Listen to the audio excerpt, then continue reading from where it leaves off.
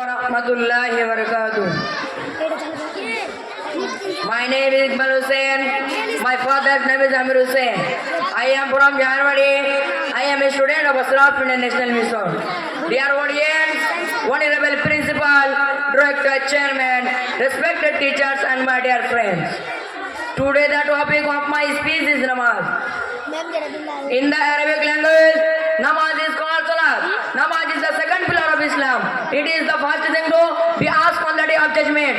Namaz is the only way to communicate with Allah. It is the from worship of Allah performed by Muslims.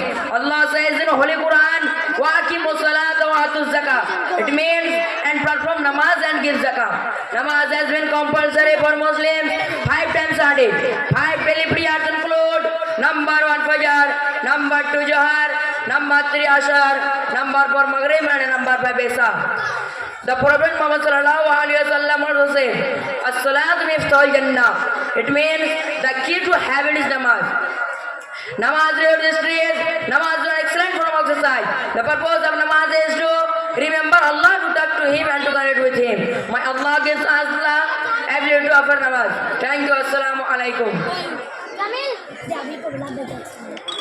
খুব সুন্দর হয়েছে।